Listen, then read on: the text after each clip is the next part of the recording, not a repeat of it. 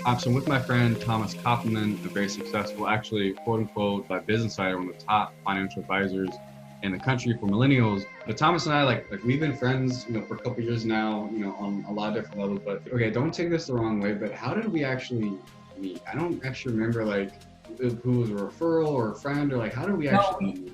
we met on that like mastermind group. We went to somewhere in Tennessee and we had like this mastermind group that Right, help and right. talk finance. You were talking marketing. And that was kind of like I think for all of us, we kind of just went on a leap, like felt like, well, this is kind of like an interesting thing. I've never done another one. And I really never thought about doing one, but I was like, you know what? It's a free weekend, can learn to meet some new people. Might as well give it a chance. And, our friendship's definitely flourished since then. Yeah, yeah, no, that's right. Yeah, it was mastermind in Tennessee and like a cabin, in a cabin was dope. But cool, man. Yeah, no, I've just really appreciate our friendship. And then, full disclosure, Thomas is also my financial advisor and has really provided a lot of clarity for me on like my personal finances and how I can do a lot of stuff. But Thomas, like at this point in your career, like you're still pretty young, but you've got a couple of different successful businesses, and we'll get into some of those. But when you were starting out, did you know you wanted to be a financial advisor, or how did you kind of get to that point, and like what kind of helped you decide you want to become, a financial advisor? Yeah, no, I didn't. I like my whole life thought I was going to play professional basketball. I like my whole focus in high school, everything was basketball.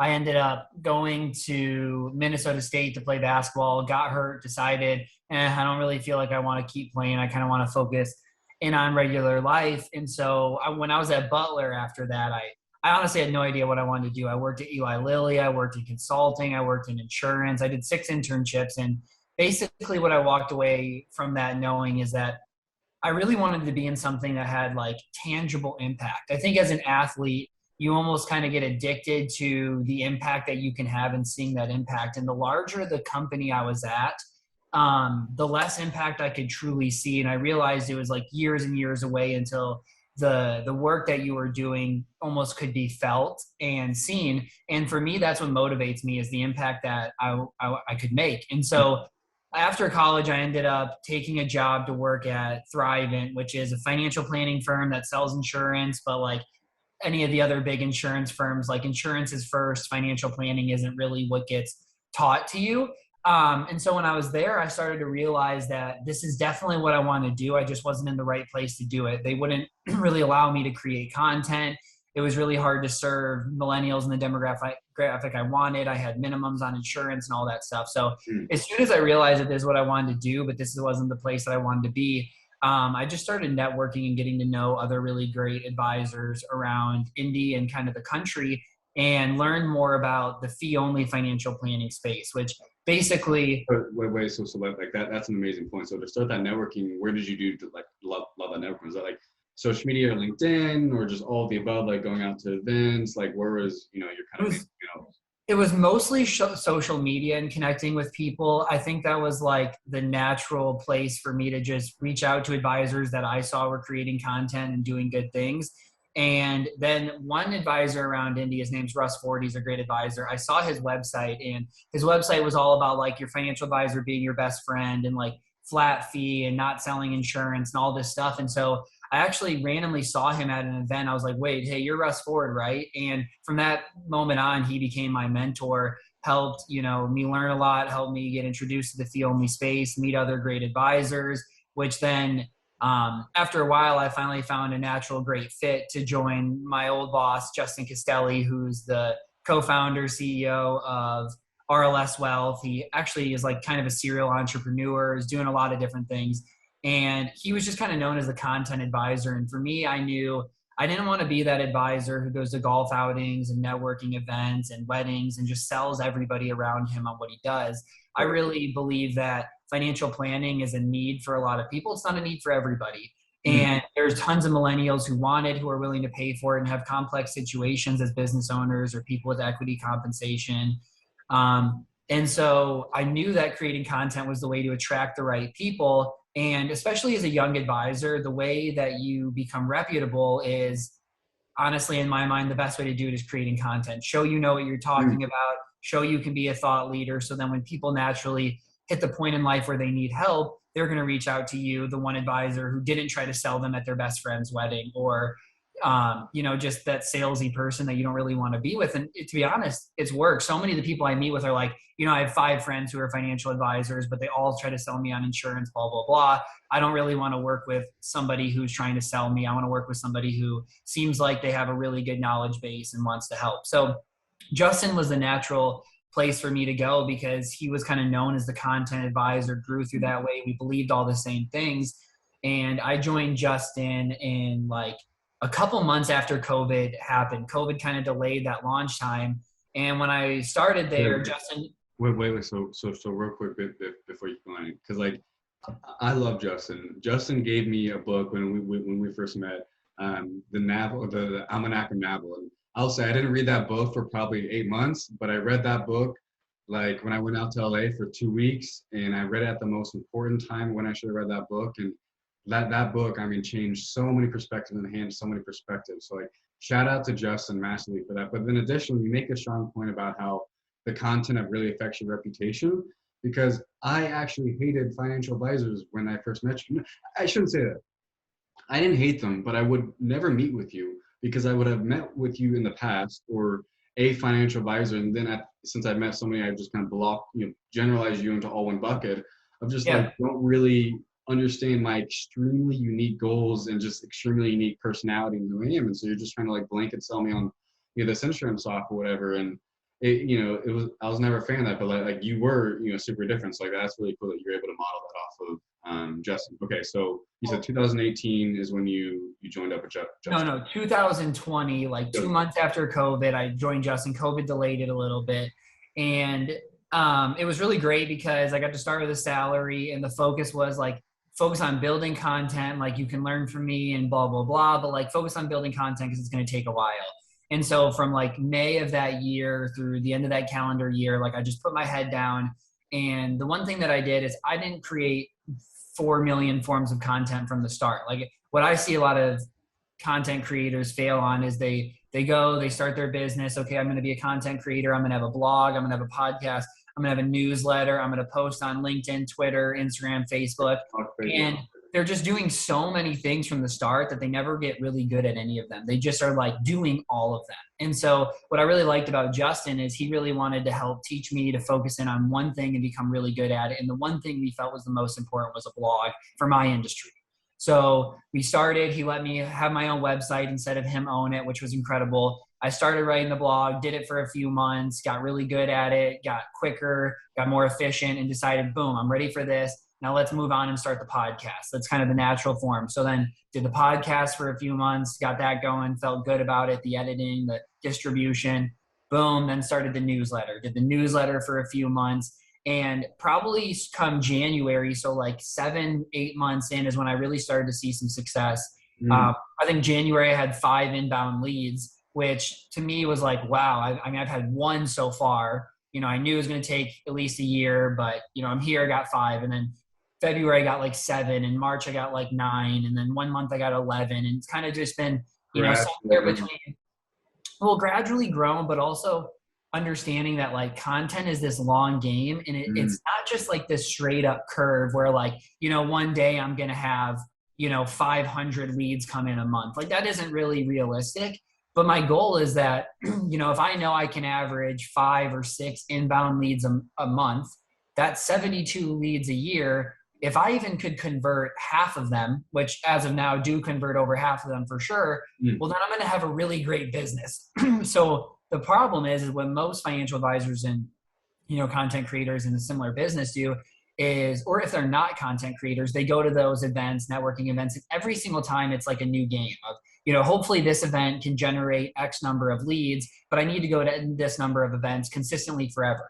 For me, it's more of like, if I just consistently create content, repurpose, and post, I'm naturally going to be able to expect a trend of X number a month, which will help me sustain and grow in my business. So I think as a content creator, it's a little different for me. My goal is not to be an influencer at the end of the day. Like if I naturally grew and have hundreds of thousands of followers in the long term, great.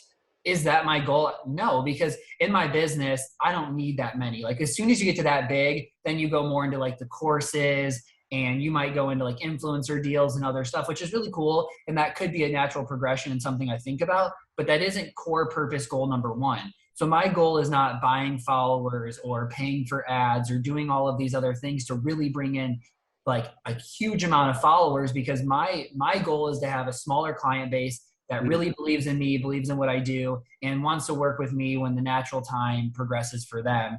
Not that I need 100,000 people to buy my product. You hit on two huge points there. One, like, you know, like I'm often saying, it's much more powerful to have 1,000 raving fans than 100,000 followers. You know, you have a lot more digital leverage there. And you also are like engaging with them closely, so you actually know how to like impact them directly and being intentional with it. Understand like, okay, they would like a blog right now, so I can focus on a blog to these few specific people and trying to go too wide. Which that's another huge point that you made, is like focusing on one platform. So like with my journey in social media with content, I started with Twitter, then I went to Facebook and kind of really focused on those for a couple of years and posted hundreds and hundreds of videos, and I mean got tons of press and verified in social media and all these kind of things. But simultaneously, I started going too wide and started stretching myself too thin, while also taking on a lot of work and not opening up more time for myself to either focus on more repurposing or just purely more time to create content. Because as you diversify into channels, it takes a lot more time to kind of, just to create that type of content. So the focusing on one platform and not spreading yourself too thin, focus on getting like 5,000 followers on LinkedIn or 3,000 followers on LinkedIn or Twitter, and then launching a newsletter like yourself. It's much easier to take a couple hundred or a couple dozen of your raving fans from there, then to that newsletter, and then now you can focus on those two. And the other thing that I think is really important about focus on one platform, that like you're an example of, is it also allows you as a creator to find your rhythm. Because the other kind of point that I didn't mention that you really hit on is the consistency. Like I've done like bursts of content, a lot of times over a lot of the years, but I've also found the times when I was consistent with something is when it was the third or fourth month and like this kind of compound effect come into play, where I was like, wow, okay, and I'm now seriously seeing a return on all the time that I'm putting into my content. So like focusing on one platform gives you a rhythm for that workflow and how to create that content. And you're like, oh, now I can repurpose this in a different way. And then once you kind of learn some of those workflows and rhythms, and you can think about another channel. Yeah, a couple things there. I mean, I think step one of all of this is like figure out your niche or who you're working with, because you can't even determine the platform until you understand that. And so for me, and a lot of advisors, their goal is like, I want to work with anybody. And so when you create content, it's actually really hard to create content because you can't hyper target it to the problems that your ideal person is dealing with. And so for me, I knew right away, okay, I'm going to work with people that are late 20s to early 40s. And here's the different things they're going through. Like all of their life stages is where they share similarities. Some of them have equity comp, some want crypto, some are business owners. And so like my thing is like, where do the people who need the most help in that age range live, and what do they do? And it's really, they're in crypto, they have equity comp, or they're a business owner. Okay, where do those people live? LinkedIn most, and then probably Twitter. And so my main focus has been those two platforms. And I repurpose between the two. A tweet does well, I put it onto LinkedIn in a longer form. A LinkedIn thing does well, I turn it into a thread or a shorter post on Twitter. And I just kind of repurpose, and then I share all of those onto Instagram just as stories, because that seems like an easy win. But I also don't expect a whole lot from Instagram at the end of the day. So I would say like that is definitely step one. Figure out your niche, you need to teach them about, where they live, et cetera. And then there was one other thing that you were saying that, oh, and the consistency side of it. I think Justin was really big about like, hey, I haven't been consistent of like always creating and taking breaks. And like Kaden says, I want you to do it. And so what helped me is I built the habit from day one of what my schedule is going to look like, and then built upon it. So like in the very beginning, it was, I'm going to post a blog every Wednesday, and I'm going to try to post 3 times a week on LinkedIn. Like that is where I started. And again, I think people start way too far in. Start somewhere that's manageable, you can keep up with, and then add. But now my evolution is, right now I do a podcast a week, a video a week, a blog post a week. I post every single day on LinkedIn. I have 3 to 5 Twitter posts a day. And then I have a newsletter a month, and I send at least 3 to 5 client newsletters a month. So, that all sounds like a lot, but I spend less time on content today than I did day one to do that blog 1 time a week in those 3 posts, because I wasn't efficient. It was hard, which is why you want to start with something that you make sure that you can do. And then also your audience can understand, because too many content creators end up creating, and they get busy with work and they take a break, and then they go back. And what you're doing is like you go forward and then you like kind of fall off a little bit, and then you have to go back, and then you fall off a little bit, and then you have to go back. Versus if you just constantly create, then you don't really have to do that. And so one thing I do is I schedule out Twitter. Like I do 4 to 8 weeks of Twitter at a time, 2 posts a day. And then throughout the day, things that I think about, I add. So that way at a minimum, I have 2 tweets a day, even if I get busy. And then what I do is I have a list of blog posts that I want to write. If I write, a thread or something that I want to turn into blog post, copy and paste it, get it ready. And so that can be hey, I don't have much time this week. The thread's already there. I just need to edit and word it. Great. Also, hey, this week is a busy week. Here's other topics that I have that are super easy, like my 5 favorite financial techs to use, or, things that are really, really easy that might only take 20 minutes to ensure that I get it done. And then, hey, this week I have a lot of time. Great. I'm going to write an in-depth crypto tax guide because that's going to take me a while. And now I have the time. So if you're able to segment like quick wins, long form, then you can really fit it in, because I get told all the time from advisors, like, I totally agree. We all need to do content. I'm just too busy. And I'm like, I just don't understand how you think your world's different than anybody else. Like, there are some of the best financial advisors in the world making the most money, the busiest with the largest practices that still create content, because marketing and growing your business is important. Like, it is one of the most important things to do. Like, I think if you had to get rid of it, you would get rid of that before the service you give to your employee or to your clients. But it is probably right up there as number 2 of growing your business is just as important, or just like maybe a little bit less important than servicing your clients. So it's not something you should stop. Yeah, 100%. Especially like given the industry that you're in, where like the differentiation between a financial advisor to the next financial advisor is absolutely key. And people are on social media to like learn about people. And like given, of course, if you're at a firm where you can't create content and post content, like that's one thing. But if you have the opportunity to, to post that content, and even if it's not, crazy, where you have this podcast and you're trying to get featured on Forbes and Business Insider and all this kind of stuff, but you're just sharing and documenting a little about your life, and, maybe highlighting 1 or 2 of your customers every now and then, can dramatically set you apart. I mean, in dividends, than the one advisor who is not posting anything and, are just kind of lopped into that bucket that I used to put them all in, is like, I will never have a meeting with you. You're just all annoying and you don't understand, who I am as a person. Yeah. Yeah. And I think like with all of that and all the content creation, I think there's just always going to be this hard part of like, there's like an addiction to content creation. Like we all know it, like you get addicted to results and metrics and likes and comments and retweets. And it's like a dangerous route to go down, because you can kind of start to, and I know a lot of people fall in this, that like you start to feel like a little bit of your value and your worth is in how well your social media does, which can be obviously bad. But the hard part is that like you can do all of the same right things and have no leads in 1 month, and then the other month have worse content and get 10. It's like, at the end of the day, you have to understand what business that you're in. So if I'm somebody that's selling a t-shirt, it is way different to market a t-shirt, sell a t-shirt. Like that point of sale is way quicker and way easier.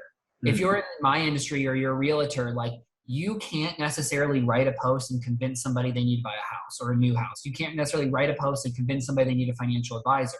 But what you can do is help put something in their mind, so when they naturally reach that place, you're the person to go to. And that is a hard game. That's a hard game to play, because if you're kind of addicted to this social media feel and leads and all that stuff, you might go through droughts. You might go through good periods and bad periods. And like every once in a while, I'll go through a month where I'm like, wow, I only got 4 this month and 3 of them ended up not going with me. Like, am I bad at my job now? Like what is going on? What has changed? And you need to remind yourself in those moments that like, you can't always control it. Like you're not always the right fit for everybody. Like I could be the best advisor in the world and somebody be coming into me and all they're looking for is investment management. And I only work with people if we do full planning.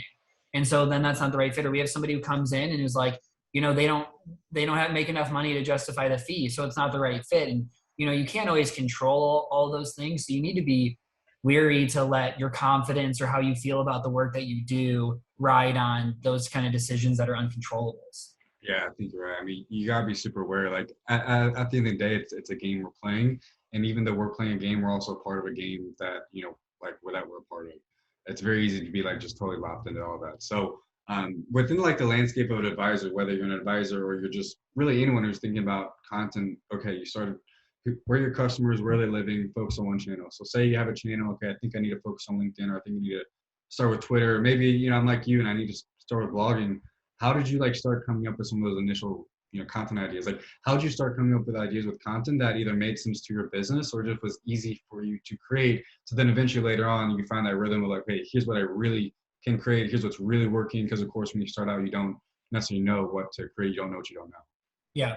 I think like step one always is like, there's no reason not to have your first post tell your story. Like that is the easiest natural thing of here's who I am, here's why I do what I do and what it likes to work with, what's it like to work with me. Like that's obviously one. And then from there, it's just like, what are the most common questions that your ideal client would ask? So for me, some of it is like, how to pay off debt versus invest, how to pay off student loans. If you have like the equity comp people, it's like, there's different things of like, when do I exercise my ISOs or, when do I sell my RSUs or tax implications or whatever the questions are that you hear the most often are kind of just the natural things to talk about. And then what I've just done is like, hey, I'm meeting with a client this week. They asked me about, alternative ways to invest in real estate that aren't rental properties. And great. Why wouldn't I write a blog post about that? Because somebody else can ask about it. Then the next week you have somebody who's like, should I be in Roth 401k or IRA versus traditional? Great. Why wouldn't I write a post about that? Because other people are asking. So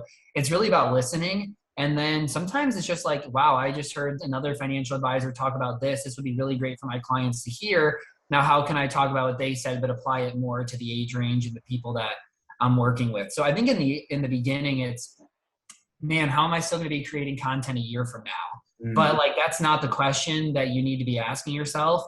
Because my belief is that content becomes easier over time because your brain develops to think like a content creator. Like my Instagram, I probably hadn't posted for 3 years. Twitter, maybe retweeted some things about Duke basketball or something. I didn't do any social media really before I started doing this. And, I just try to take it one day at a time, learn and understand that like, it's a muscle. All these people say I can't write. And, I said the same thing, or, hey, I'm bad at video or I'm bad at posting. And it's a skill. Like I wouldn't expect you to go pick up a basketball and be able to be in the NBA. You got to start somewhere and build from that. And eventually you can get there. But too many of us are like, I look at Jack Butcher and Morgan Housel and all these people and I'm like, gosh, they're great content creators. I'm terrible.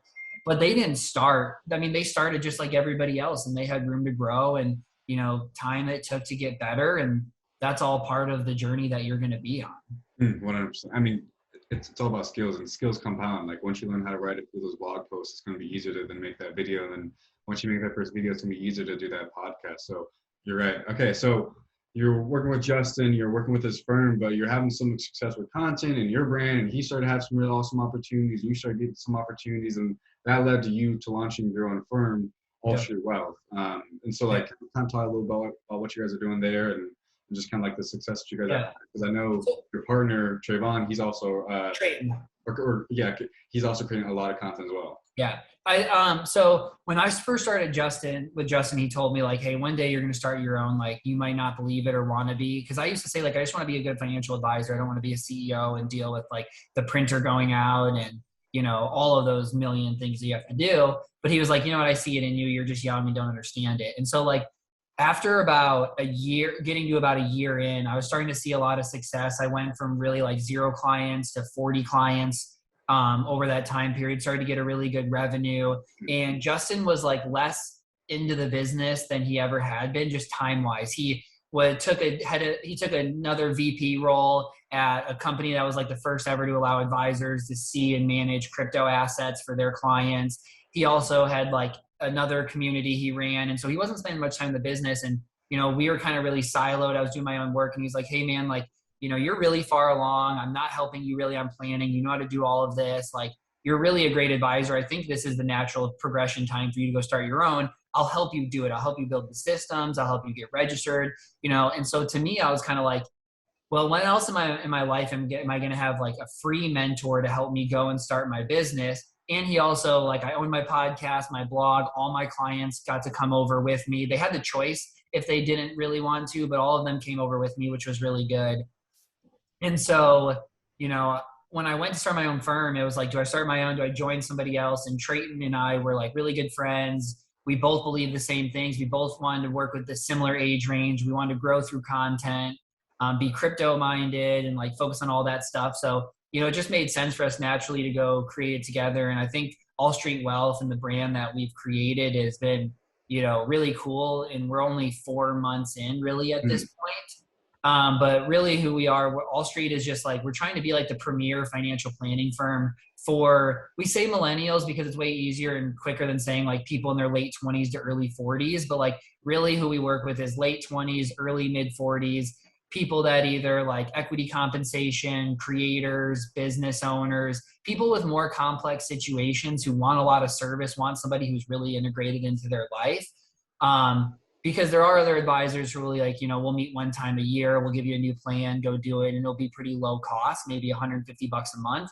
Ours is more of like, we want to meet with you, somewhere between 6 to 12 times a year, depending on complexity. And so obviously that's something that you got to pay for, but these are people who have so much going on and so much, it's just very complex that they really do want a lot of help. And so, that fee looks like $250 a month for singles and couples, which is still more than affordable. And then $350 a month for families and business owners.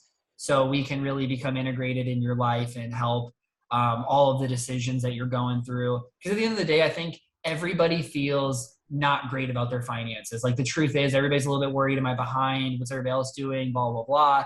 And our job is one, to help you feel secure, make sure you're doing all of the right things, but then also help you pivot as life changes. Because as you know, like think about your last few years, all the different jobs, to business owner, to moving, to engage, like life is ever changing, and having somebody who can help you navigate those decisions are really important. And the natural fit for us with business owners is a huge fit, because business owners get like, I could probably do this and spend all the time, or I could pay somebody and outsource it and spend my time building my business, which is exactly how I think of things. Like, hey, I could obviously clean my house, or I obviously could do compliance work, or I could do background work. That is far worth, a month. Exactly. A couple $100. And so that's who we identify with, is people who identify with, we're smart, we could figure this out, but it's going to take us way longer than it's going to take you. And, we don't know what we don't know. And we'd rather just outsource it to you and have a partner who understands us and can help us get through all of, the financial decisions of life. 100%. So you carried a lot of the momentum of working with Justin into launching All Street Well. But both you and your partner have continued successfully. You guys have been consistent, so much so that you found like another little niche that you can kind of like build a little service around. Not necessarily something that you guys are spending a ton of time with, but just like, hey, this is here, we can help people out. And we have an abundance mindset around literally helping other financial advisors who you could view as competitors, but you're actually helping them market and brand better, So talk a little about like your guys' abundance mindset with that business, because I think it's really cool. I think for us, we just kind of naturally, if you look at financial advisors and their websites across the industry, like there's a few main big players and they all look the same. And so for us, we were like, Trayton's really good at building websites, like actually really awesome at it. He's kind of Justin in the way that he likes to like do a bunch of different things. He's like a real creative, similar to you, honestly. And so, we built our website, and then naturally somebody else was like, hey, I love your website. We kind of want to build one. Would you do it for us? And we're like, sure, let's figure it out. Figured it out, did theirs, went great. Had another financial advisor, we built theirs as well. And we tried to like, all of these advisors were fee only. They had a different niche, kind of a little bit younger. And so we built a more like, kind of like a tech firm website, which we thought was cool. It's kind of a way for us to, help others, give back, share our expertise. A lot of these people don't understand like how to really do and tell their story through your website. Then like, how do you market, create a blog? And so we get to consult and help on marketing a little bit as we go along there. Again, it's not our main focus, because like our time is best spent financial planning, but it's something where we're just kind of hoping that we don't really market it much, and we kind of just get a few of those a year to build and have fun with. And at the end of the day, like it's just kind of some added revenue, but it's not our like number one focus. If it grew to be pretty big, we'd probably like hire people outside of that or inside of that company, but it's just something fun for us to do. Would you say one of the reasons why you guys are able to have that abundance mindset, where you guys as financial planners are helping other financial planners get clients and not have that like survival competitor kind of viewpoint, is because you guys have done so well building brands for yourselves, and that's like the brand around All Street, where you guys are so uniquely you guys, where people want to work with you because you guys are the way that you are. And there really isn't other people who are exactly like you guys and has your story. So there's not really Yeah. competition. Would you say that's kind of the case? I would say, yeah, I think in our industry in general, like you can compare this to like real estate agents too, of like most people are like, I would never help anybody else in the industry. We're all in competition, blah, blah, blah.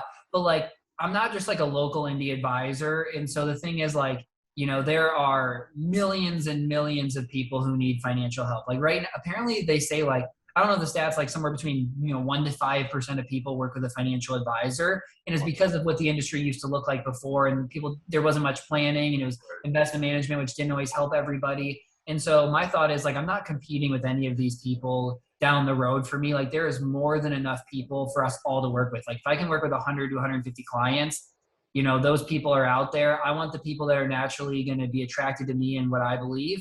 And then, like the last person we built a website for, he's lower fee. He wants to help people like a little bit lower income, but people who are really focused on travel. And that's not necessarily like my specialty of who I'm trying to work with. And even if it was, like, I still really don't believe we would be in competition. So like, if somebody comes into me and I feel like they're not the right fit, I go refer them to somebody else so I will take care of them. Like I fully understand not the right fit for everybody. There are like somebody else could be the right fit. And I just want everybody to be able to get good financial advice, because I think it can make such a big impact on their life. That's amazing, man. Well, all right. So just kind of recapping a couple of things, because like I've really enjoyed this conversation. Creating content, it can be fun. It can lead to like a lot of amazing business value, inbound leads, and all these different kind of things. Maybe even set you up to be able to launch your own business. But start manageable. Start somewhere manageable. Reflect on like where your customers are. Focus on one platform, one channel. Try to get in that consistent rhythm, and then kind of increase your output as like you're able to keep continue coming up with ideas, because it's very easy to start and then burn out, and you kind of want to just like gradually post once, a couple weeks, and then maybe 2 times the next week, and then over time you realize how you can repurpose, which is the other really huge thing that you should talk about. Create once, post 15 times. If you make like this video right here, I'll probably post it on YouTube. I might chop it up to a couple little YouTube shorts. I might take those YouTube shorts and put them on TikTok. I'll probably recap some of the main points that I learned from you and that we kind of talked about today into a blog. And maybe I'll even try and transcribe this. I'll spend $1 a minute to transcribe this entire thing and turn it into a super long form blog. So just the power of repurposing. We spent, 35 minutes today, and I'll try to turn it into as many posts as I can. Yeah, man, I really enjoyed this conversation. Is there anything else that you would just want to say for the people who want to create their brand or look at content, and how that can help them get more leads for their business?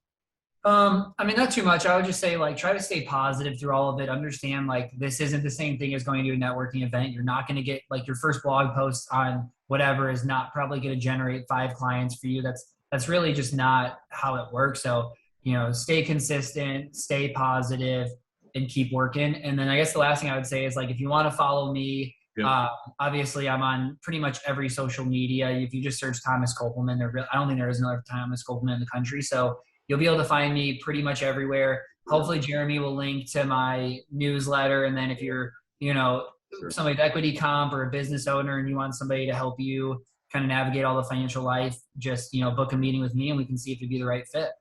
Yeah, and like I mentioned, like this isn't like a sponsor ad or anything, but Thomas has really been like a huge help for me. I wouldn't, like, my finances get neglected if I don't have help, just because I'm so busy and I'm just creative and I'm just weird in my own unique ways. And it's not because I don't value money. Money is one of the most important things for me to be able to impact my family and future family. But I just kind of need that little bit of accountability every now and then. But yeah, Thomas, appreciate you, man, and appreciate you sharing your story and some insights. Everyone go follow Thomas and learn by what he's doing. Like see the posts he's making. Like, of course, learn from like this interview, but go follow him and kind of see him practice what he's saying over time. And that's where you'll really kind of get a lot more insights. Thanks, Thomas. Thanks, man.